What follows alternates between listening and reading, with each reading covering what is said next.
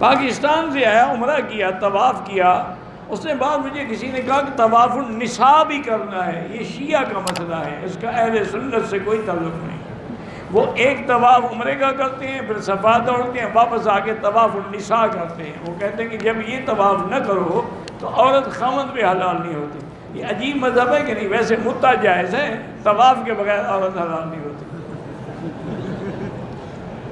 ایسا ڈھکوسلا مذہب آپ نے کہیں دیکھا ہے؟ متع کرو تو جائز ہے، صرف جائز نہیں بلکہ نعوذ باللہ ثواب ہے۔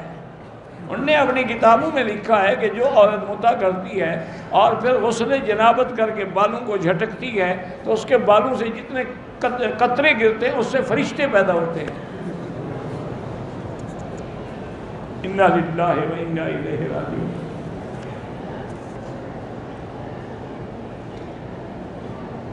یہ میں نے کل بھی بتا دیا تھا کہ بی بی عائشہ کے لحاظ میں جب جبریل آتا تھا، وحی آتی تھی، تو سر رکھ کے پڑھنا کون سا مشکل ہو گیا؟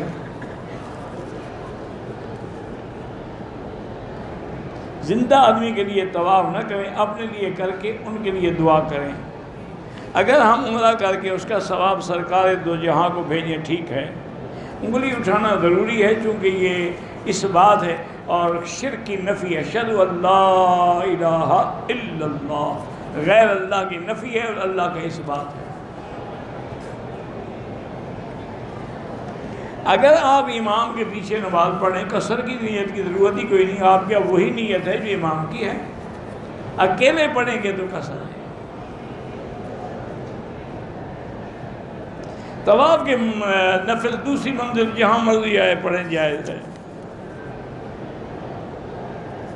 ایک بزرگ تھے، طواف کیا لیکن صفا مروہ کے 2 چکر لگا کے بال کٹوا دیے۔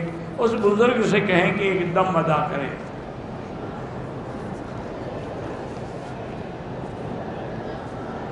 لوگ جو ہیں وہاں کبوتر چوک تک صفیں بنا لیتے ہیں۔ میرا بھائی، اگر اگلی صفیں نظر آ رہی ہوں تو پھر چاہے 10 میل بھی چلے جائیں، صفیں نظر نہ آئیں تو نماز نہیں ہوگی۔ نمازیوں کے آگے کوشش کریں کہ نہ گزریں، مجبوری ہو تو سیٹے کی جگہ سے دور گزر جائیں۔ میں کراچی کا طالب العلم ہوں، یہاں علم حاصل کرنا چاہتا ہوں۔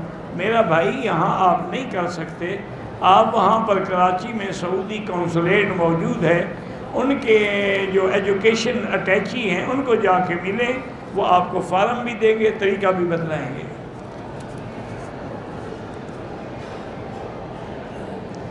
شیعہ کو جائے نماز دیں، وہ کوئی نماز پڑھتے ہیں کہ تم جائے نماز دو گے؟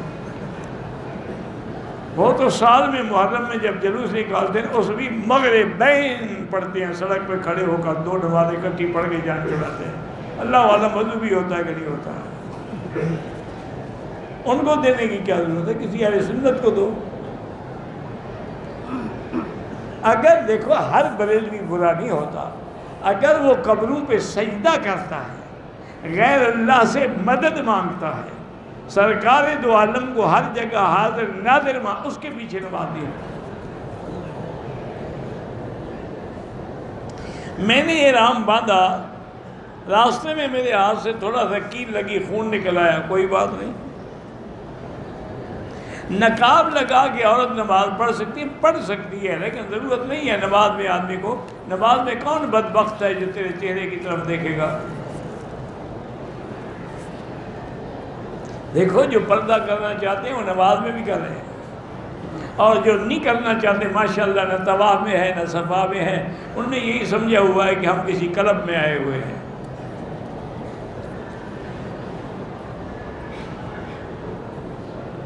ماں باپ کے نکاح پڑھانے سے بیٹی کا نکاح ہو سکتا ہے؟ ہاں جی، ہو سکتا ہے، کیونکہ باپ ولی ہے، اس کو بھی حق کے ولایت ہے۔ اگر اس نے نکاح پڑھا دیا ہے وہ نکاح صحیح ہے۔ ہاں، اس وقت اگر لڑکی نابالغ تھی، مثلا باپ نے نکاح کر دیا، اب بالغ ہو کہ وہ توڑنا چاہتی ہے تو حق ہے، توڑ سکتی ہے۔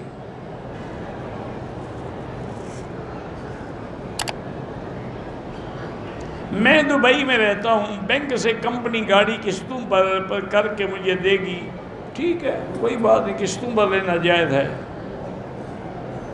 ہانگ کانگ میں 10 فروری کو ختم نبوت کانفرنس ہوگی، حضرت ابو القاسم نعمانی اور بڑے بڑے لوگ اس میں ہوں گے، اللہ کامیاب فرمائے۔ جہاں بھی ختم نبوت کا کوئی کام ہو رہا ہے اللہ کامیاب کرے اور کرنے والوں کی مدد فرمائے۔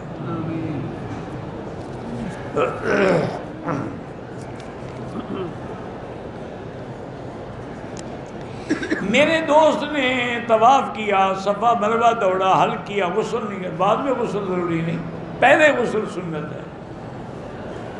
کہتے ہیں حضرت علی خانہ کعبہ میں پیدا ہوئے، چلو ہوئے الحمدللہ۔ حجر اسود کو بوسہ دینے کے لیے عورتیں لڑتی ہیں، بالکل حرام ہے۔ بوسہ دینا سنت ہے اور غیر مرد کو ہاتھ لگنا حرام ہے، اس لیے وہ دور سے اشارہ کر دیں۔ میرا بھائی بات یاد رکھو کہ اگر حضرت علی خانہ کعبہ میں پیدا ہوئے ہیں اور یہ کوئی فضیلت ہے تو حضرت علی نے تو کبھی یہ دعویٰ نہیں کیا بھئی تم باہر پیدا ہوئے، میں تو اندر پیدا ہوا ہوں، تم کیسے خلیفہ بن سکتے ہو؟ یہ 1400 سال کے بعد تمہارے مولوی کو کیسے دلیل بن گئی؟ جو پیدا ہوا اسے تو کبھی دعویٰ نہیں کیا۔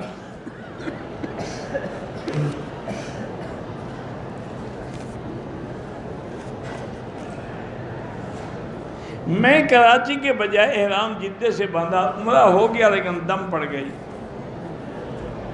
میں نے مسجد ایسا سے عمرہ کیا، طواف صفا مروہ کر کے ہوٹل چلا گیا، سر کے بال کٹوانے سے پہلے کپڑے پہنے، 5 منٹ کے بعد یا پھر بال کٹوائے، عمرہ ہو گیا، کوئی جرمانہ بھی نہیں ہے۔ میری بیوی نماز کی پابندی نہیں کرتی، بہرحال اس کو آپ سختی سے، پہلے تو پیار سے سمجھا ورنہ سختی بھی کریں، کیونکہ یہ بڑا مشکل مسئلہ ہے۔ امام احمد بن حنبل رحمۃ اللہ علیہ، شیخ الاسلام ابن تیمیہ، شیخ الاسلام ابن القیم اور امام رجب حنبلی، یہ سارے کہتے ہیں کہ ایک نماز چھوڑنے والا مرد ہو یا عورت کافر ہو گیا۔ تو اگر وہ کافر ہوگی تمہارا تو نکاح بھی ٹوٹ گیا۔ یہ تو شکر کرو کہ باقی اماں کہتی ہیں وہ فاسقہ ہے، فاجرہ ہے، لیکن ایسی عورت کو جیل خانے میں ڈال دو جب تک توبہ نہ کرے، باہر نہ نکالو۔ کوشش کرو، سمجھاؤ اس کو۔ اگر ایک 2 عمرے کریں بالکل غسل ضروری نہیں ہے۔ اگر کوئی لڑکی باپ کی مرضی کے بغیر کورٹ میں شادی کرتی ہے، جائز تو ہے لیکن گناہ گار ہے کہ اس نے باپ کی نافرمانی کی۔ اور امام احمد بن حنبل رحمۃ اللہ علیہ تو فرماتے ہیں کہ نکاح ہوا ہی نہیں، نکاح لا نکاح الا بولی، حضور کی حدیث ہے کہ ولی کے بغیر نکاح نہیں ہو۔ وہ کہتے ہیں یہ عورت کا نکاح نہیں ہوا، یہ زانیہ ہے اور اس کو رجم کی سزا کرو۔ باقی اماں کہتے ہیں کہ رجم تو نہیں ہوگی، نکاح لیکن گناہ گار ہے۔ کہتے جی کہ آج فجر کے بعد دوبارہ جماعت کھڑی ہوگی، وہ تو چاند گرہن لگا ہوا تھا، اس کے لیے پڑھ رہے تھے۔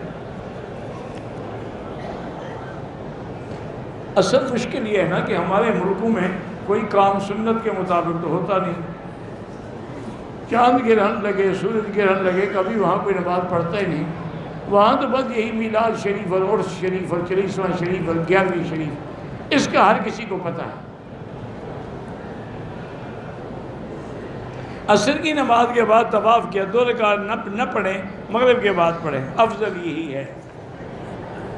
اسٹیٹ لائف ہو یا کوئی بھی انشورنس ناجائز ہے، ہاں کسی جگہ حکومت کی حکم ہے، مجبوری ہے، پھر آپ پہ گناہ نہیں ہوگا۔ عمرے کے دوران اس سے غسل کیا، پھر اس طرح پھروایا، کوئی بات نہیں۔